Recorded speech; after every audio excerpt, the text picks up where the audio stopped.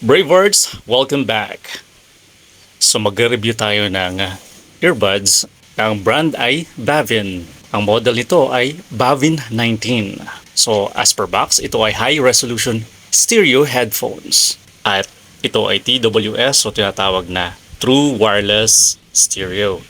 Ang kanyang Bluetooth version ay 5.3. Ibig sabihin, mas stable ang connection and more clearer sound. At ang effective distance ng Bluetooth nito ay 10 meter radius. Ito ay may battery capacity na 300 mAh at may standby time na 240 hours. At may working time na up to 3 hours. Unboxing time na para matest naman natin kung talagang tama lahat ng sinasabi dito sa description ng box.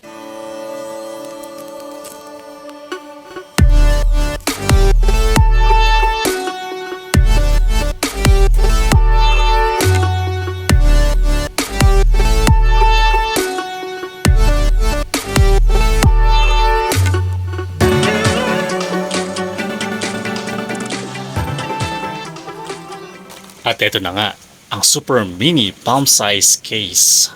Ang charging port nito ay USB Type-C na may charging input na 1 ampere at output voltage dapat ay 5 volts para sa charger. The ergonomics design earbuds cavity structure creates incredible deep bass and comfortable wear. Ito ay may noise reduction feature para sa malinaw na voice calls.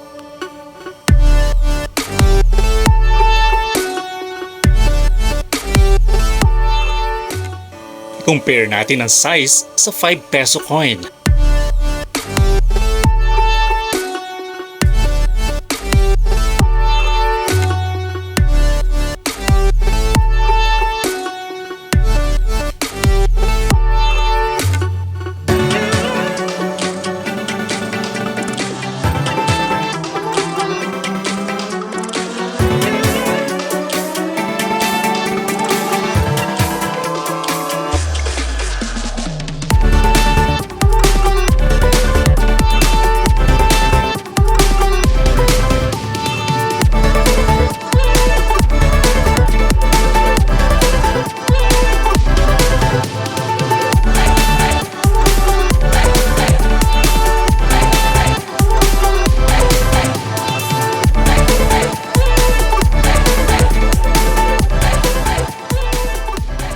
Itas naman natin ang speaker.